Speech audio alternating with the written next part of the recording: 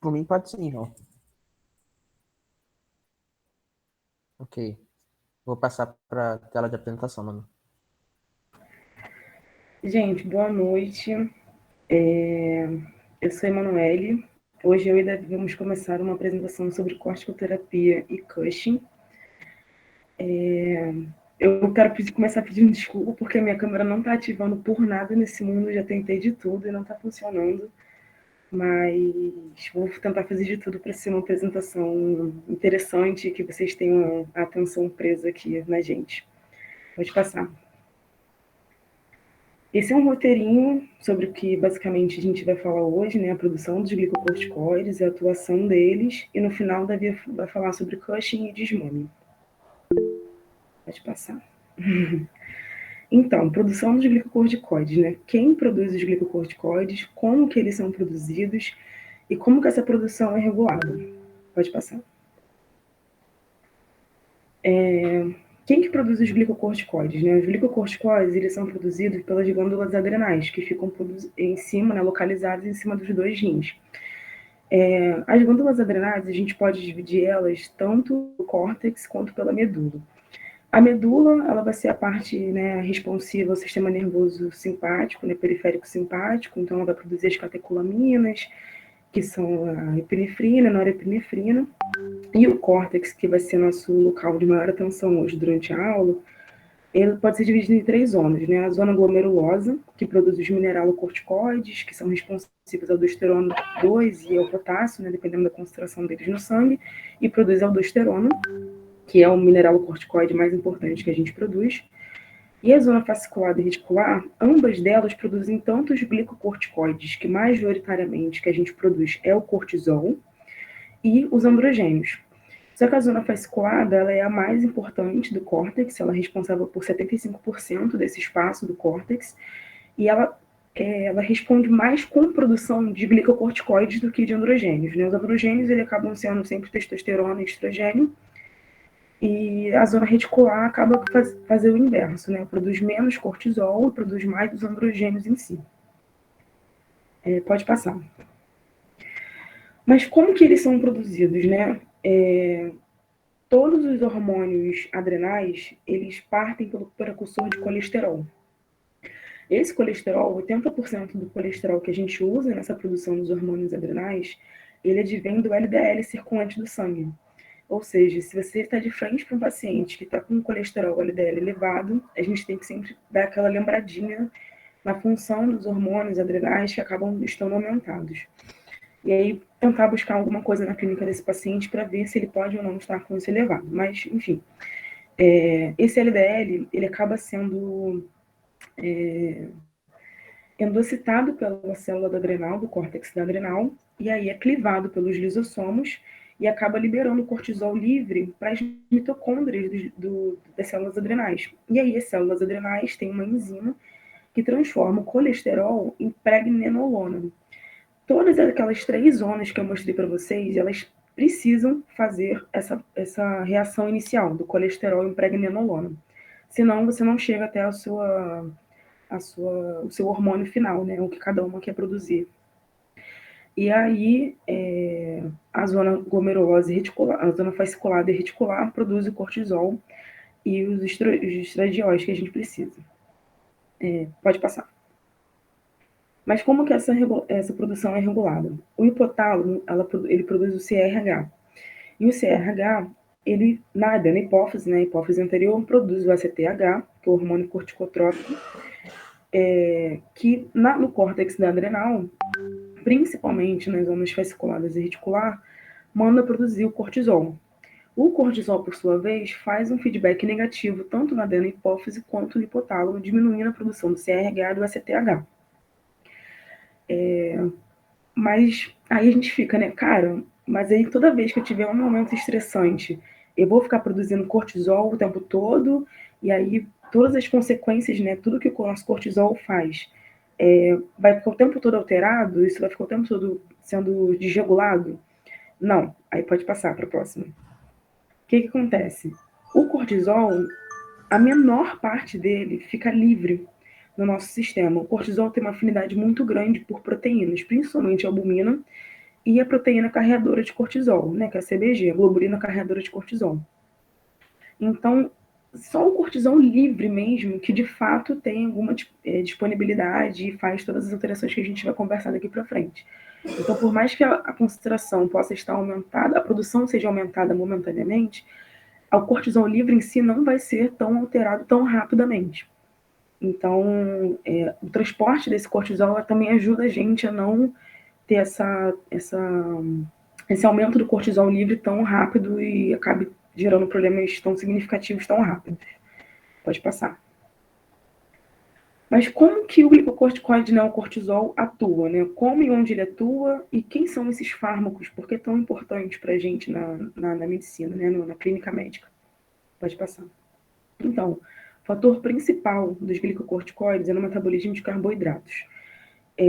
Eles atuam pegando os aminoácidos e transformando em glicose, né, fazendo esse processo de gliconeogênese no fígado. Eles fazem com que as enzimas hepáticas comecem a trabalhar mais na gliconeogênese, pegando o aminoácido disponível na nossa corrente sanguínea e transformando em glicose. Além disso, eles mobilizam os aminoácidos dos tecidos musculares, que já tá, aquele tecido muscular que já está pronto, ele é destruído para liberar mais aminoácidos disponível para as enzimas hepáticas fazerem gliconeogênese. E também diminui a velocidade de utilização de glicose pelas mitocôndrias de todas as células do nosso corpo. E aí a gente pensa, cara, mas tanta glicose é disponível, será que a insulina não resolveria isso? Além de tudo, o cortisol ainda é capaz de diminuir a sensibilidade dos receptores de insulina pela própria insulina.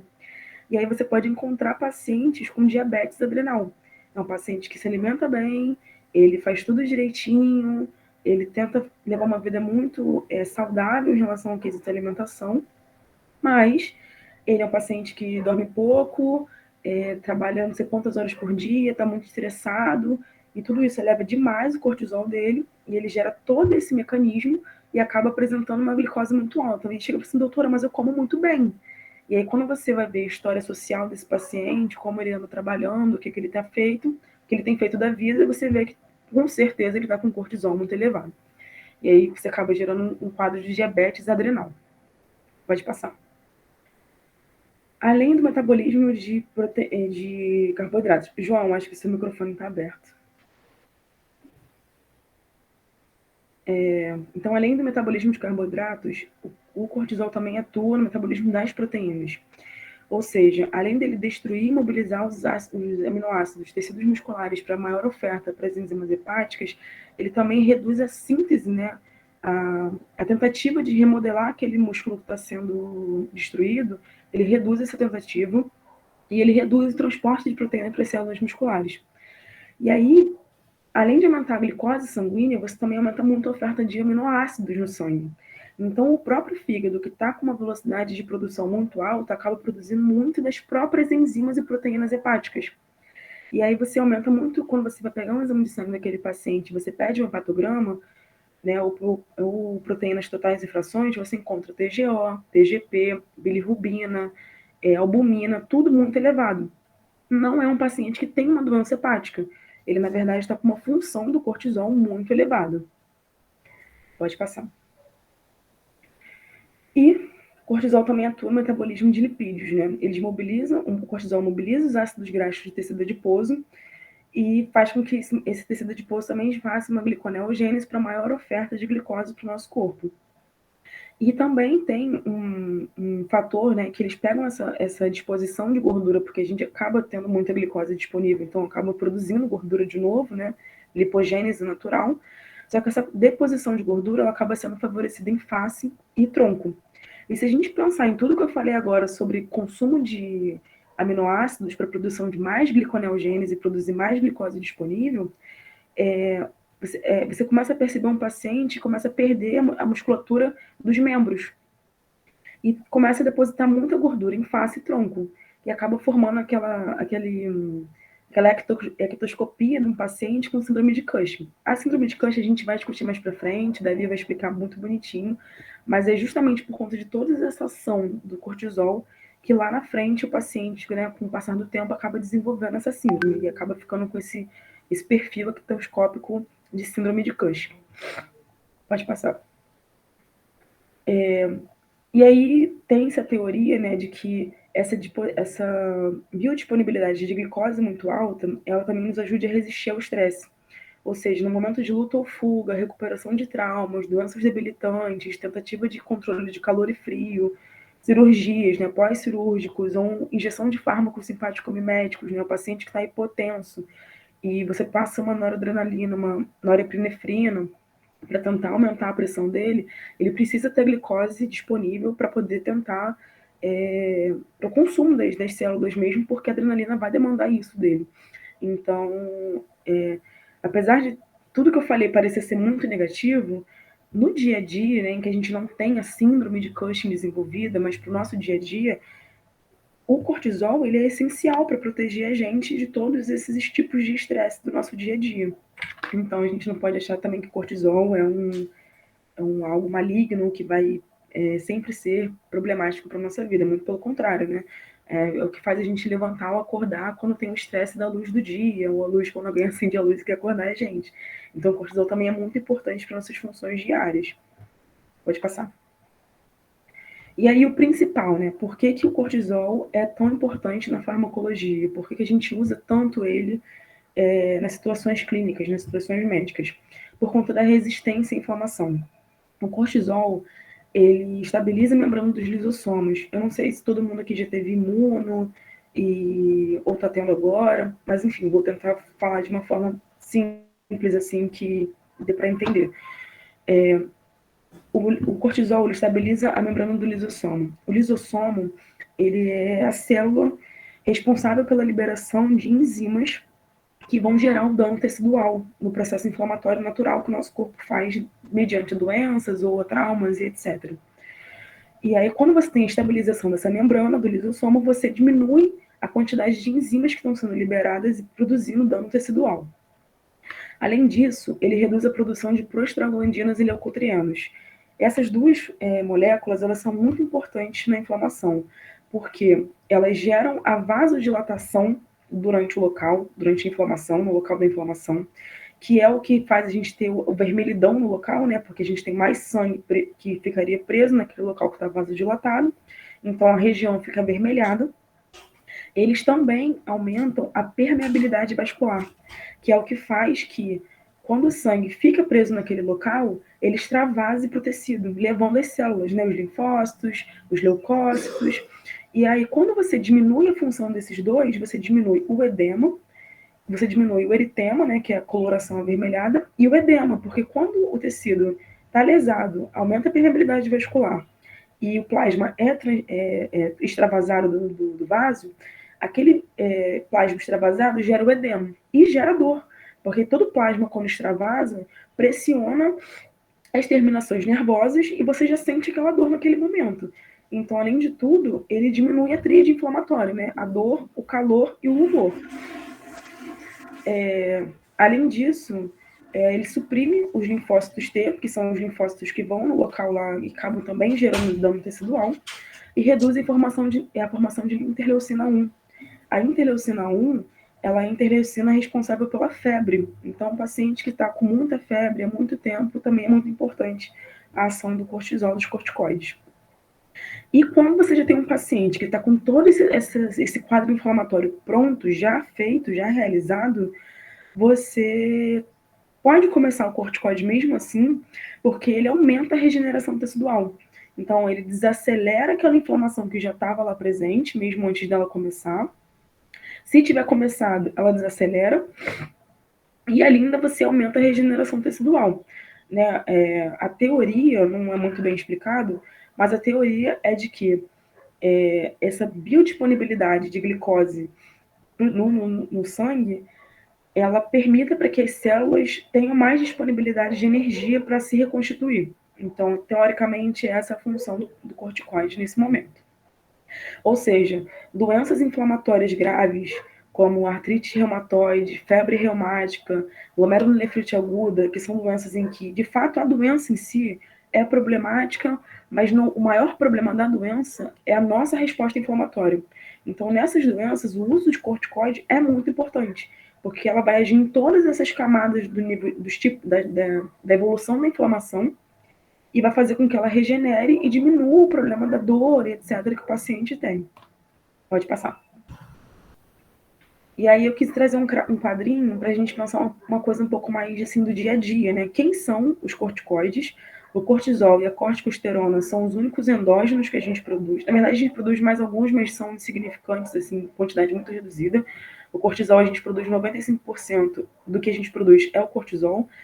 Os outros 4% é a corticosterona, mas a corticosterona é bem menos potente que o cortisol. E a hidrocortisona é a sintética mais próxima, né, a estrutura química mais próxima do cortisol.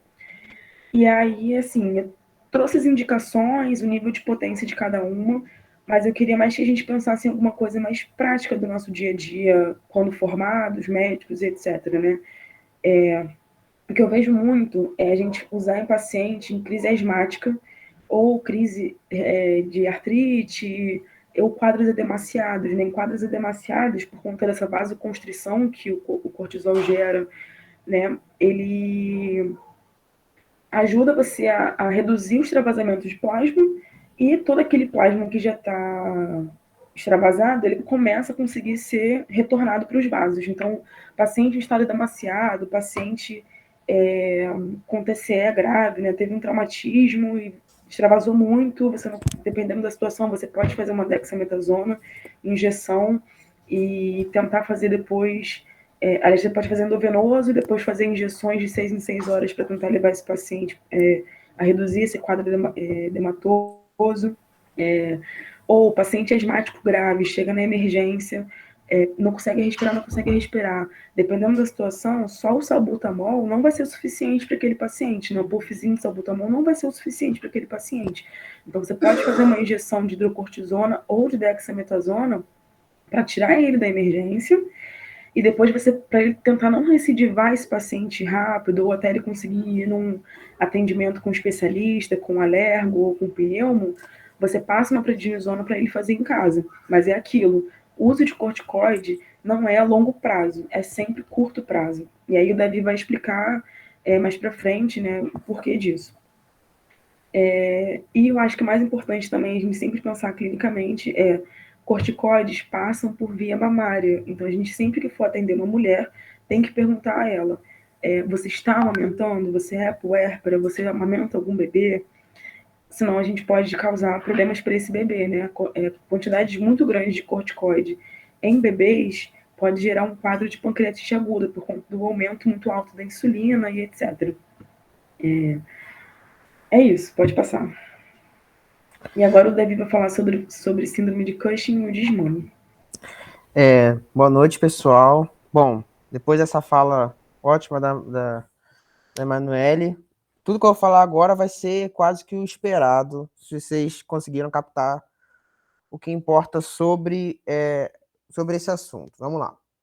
Só relembrando o que eu vou precisar que vocês lembrem.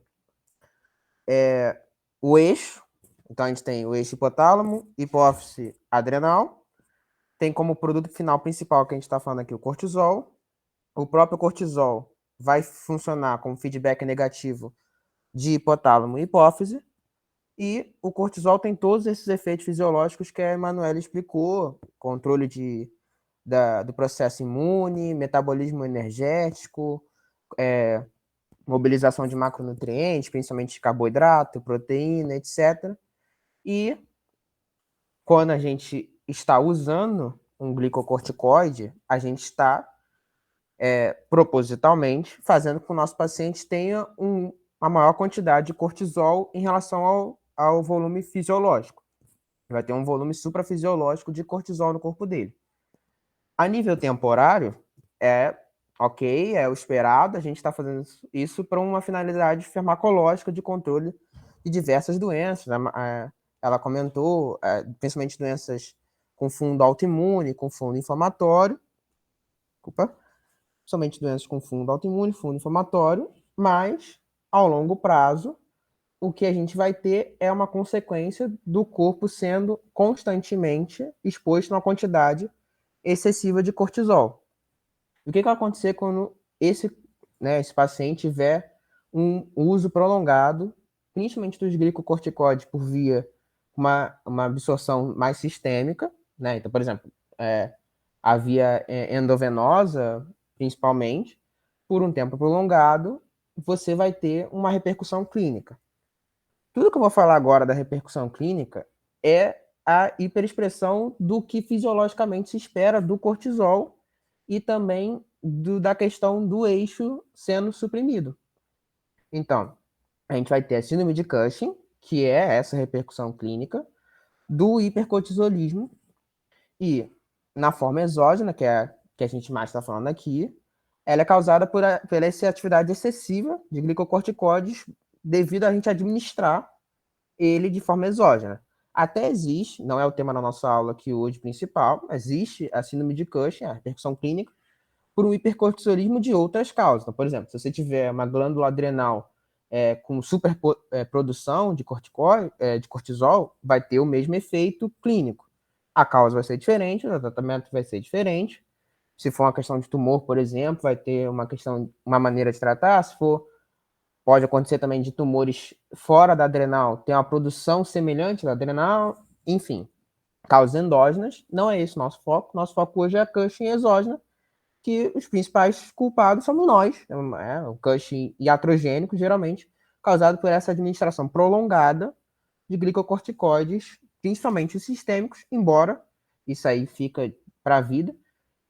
Qualquer uso de glicocorticoide, se por tempo suficiente, tem algum risco de síndrome de Cushing em menor ou maior grau. Então, sempre tomar cuidado com o nível de cortisol livre, como a Emanuela explicou, o cortisol livre é o que vai importar mais para a gente no nosso paciente. Então, o que a gente vai ter?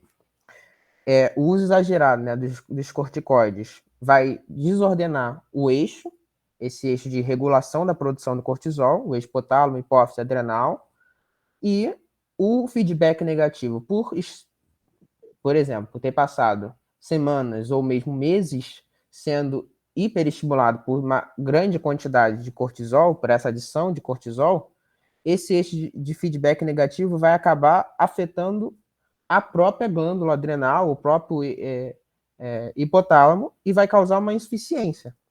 Então, você vai ter uma inibição na produção tanto do hormônio liberado pelo hipotálamo, que é o CRH, o hormônio que é liberador de corticotrofina, quanto o hormônio liberado pela hipófise, que é o adenocorticotrófico, o ACTH.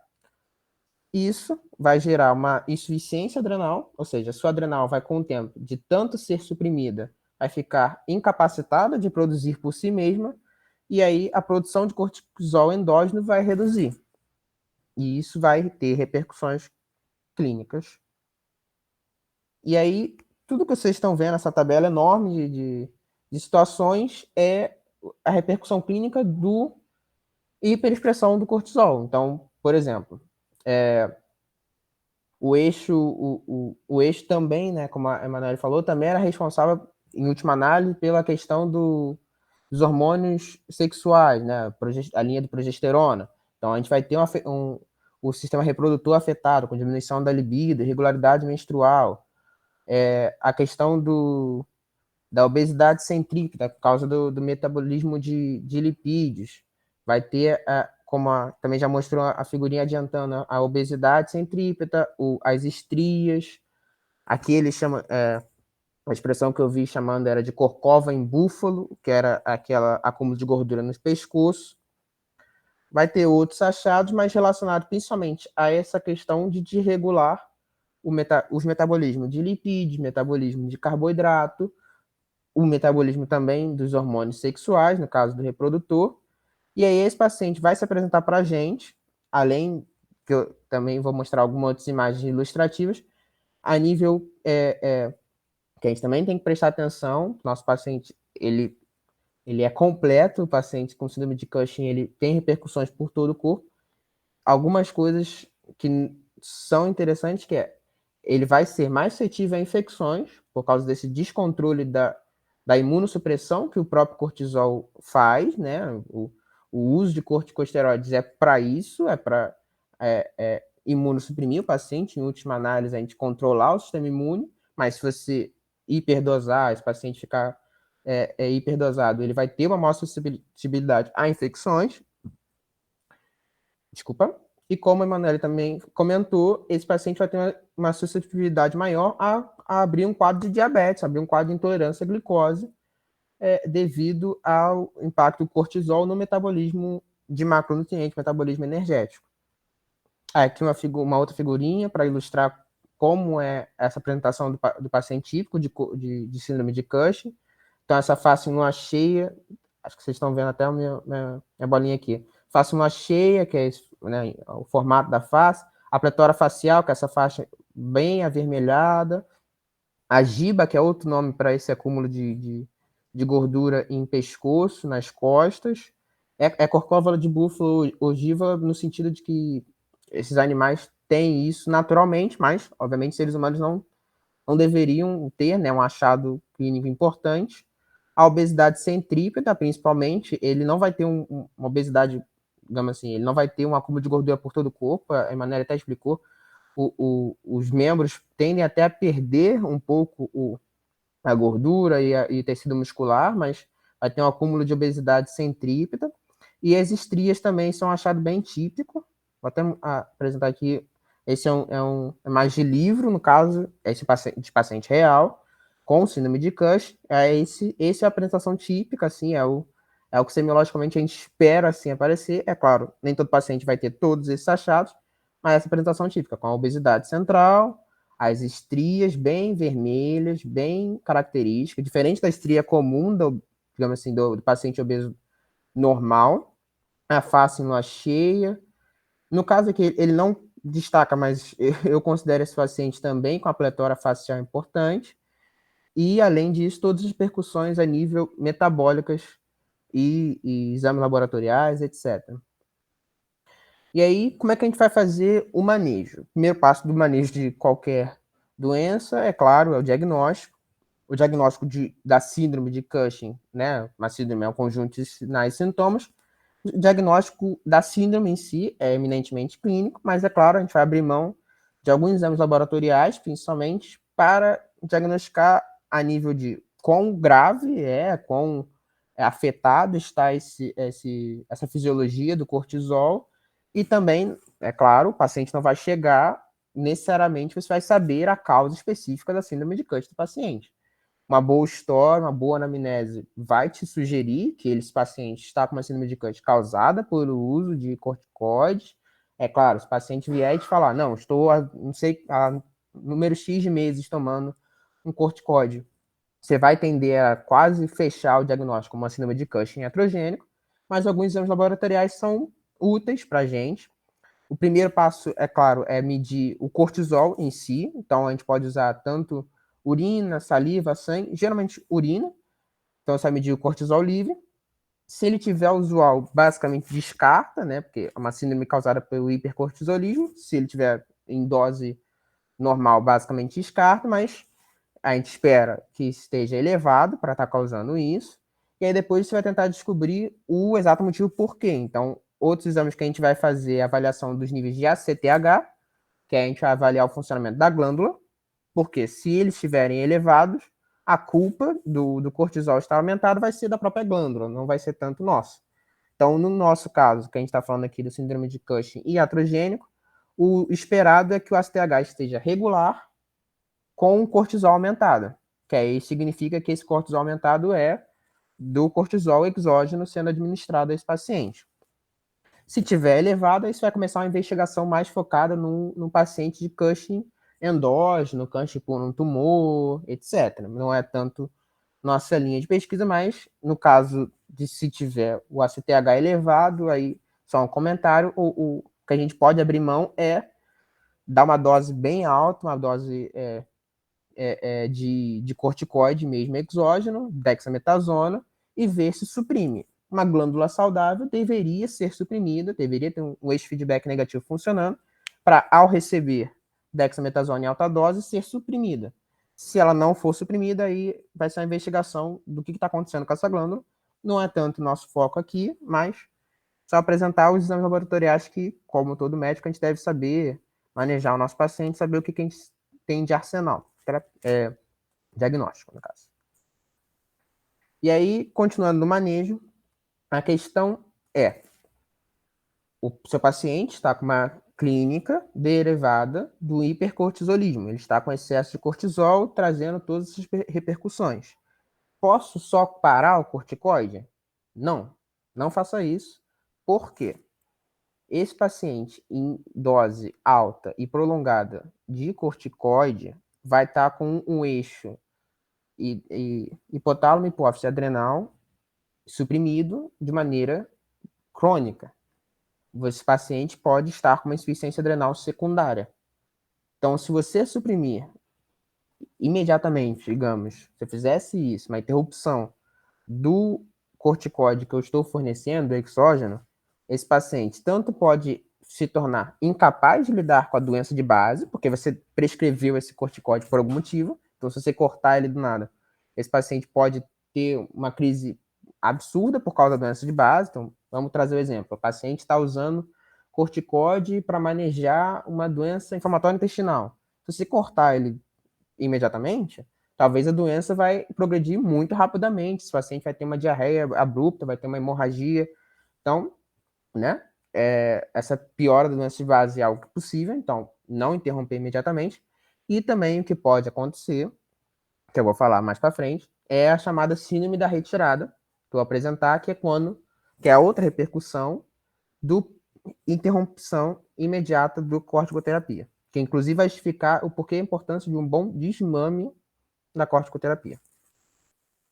Antes de eu falar da síndrome de retirada, um comentário é sobre a doença de Addison, que não é exatamente foco da nossa apresentação hoje, mas vocês vão entender por que a gente resolveu adicionar. Foi uma ideia até da Manuele, muito boa, porque a síndrome de Addison, doença de Addison, ela é a doença caracterizada pela insuficiência adrenal primária. É uma doença relativamente rara e é de causa autoimune. Então, o seu próprio sistema imune está atacando o córtex adrenal, causando uma insuficiência adrenal primária. E aí, o que a gente tem de clínica no Addison, no paciente com Addison? Ele vai ter a fadiga, fraqueza, anorexia, tontura, náusea, vômito, uma coleção de achados que sozinhos são inespecíficos, é até um diagnóstico um tanto quanto difícil você ver um paciente com esses achados inespecíficos, mas o que é interessante é uma insuficiência adrenal primária, tem essa apresentação clínica, e o tratamento é baseado em ajustar os níveis de cortisol, os níveis séricos de corticoides. E aí o porquê que a gente trouxe Addison? Porque a síndrome de retirada, a gente vai pensar nela da mesma maneira como a gente pensa na doença de Addison. É uma síndrome relacionada, nesse caso, a uma insuficiência adrenal secundária, essa supressão crônica do eixo. Então, se você retirar o cortisol exógeno, o eixo que vai estar suprimido cronicamente não vai ser capaz de suprir essa falta do exógeno, e aí você vai ter uma apresentação clínica semelhante à da doença de Addison, que é a referência da insuficiência adrenal. Então, você vai ter também a letargia, também a anorexia, perda de peso, náusea, cefaleia, hipotensão. Vai ter essa síndrome causada, de novo, pela insuficiência adrenal secundária ao cortisol que você deu para ele, a corticoide que você deu para ele, e que você abruptamente retirou. Então, para isso, para evitar essa síndrome da retirada, sempre vamos fazer um bom desmame de corticoide, de corticoterapia. Se você tiver, claro, em uso prolongado. E aí, para falar sobre o desmame, tem esse fluxograma, eu achei um artigo. É claro, a gente precisa decorar aqui valor, não precisa decorar número de semanas, até, né, isso é um pouco mais para quem está realmente prescritor, mas a ideia do desmame da corticoterapia, isso vale para qualquer qualquer corticoide sendo usado por qualquer causa, quando você for retirar, você vai primeiro reduzir a dose de maneira lenta, procurando primeiro reduzir ao ponto do valor de cortisol sérico, você tem como alvo uma dose fisiológica, não mais suprafisiológica. Outra opção que você já pode fazer em conjunto, além da redução, é você ir substituindo por hidrocortisona. Como a Manuela explicou, hidrocortisona é o mais próximo que a gente tem do próprio cortisol, a nível de potência, a nível de meia-vida mais curta, ele é o mais próximo que a gente tem sintético do cortisol. Então, para esse paciente que estava com o eixo suprimido cronicamente, que estava com essa adrenal insuficiente, ela vai estar sendo suprida por algo próximo do cortisol, que no caso é a hidrocortisona.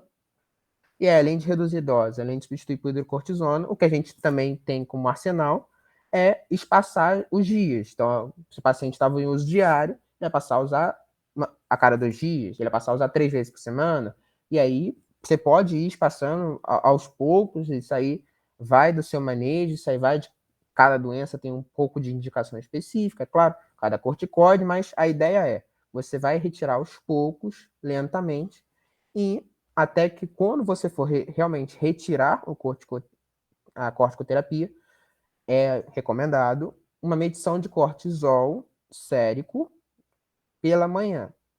O comentário do porquê pela manhã é o ritmo de produção de cortisol fisiológico do eixo normal do corpo é muito regulado pelo horário do dia. Então, pela manhã, a gente tem uma necessidade maior de cortisol para mobilizar para o começo do dia, para mobilizar o metabolismo energético, e pela noite, por exemplo, é o contrário. É o momento do dia que a gente está com cortisol mais baixo, isso é o natural, isso é o ritmo padrão. Então, essa padronização pela medição pela manhã é só porque se você medir em outros horários, pode ter um falso exame, pode ter um exame com um dado incorreto, né? Você pode se confundir na sua decisão.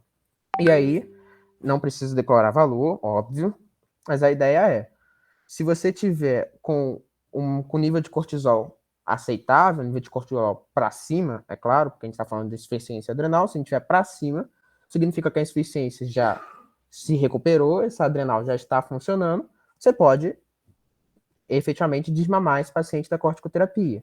Se tiver muito baixo, é o contrário. Esse paciente está com uma insuficiência adrenal que continua, esse eixo não está sendo suficiente para suprir ele, e você vai ter que manter o glicocorticoide por mais algum tempo e fazer mais exames periódicos do cortisol, até porque, como eu comentei, se você retirar abruptamente, né, se esse paciente ficar sem cortisol, ele vai ter todas as repercussões da síndrome da retirada.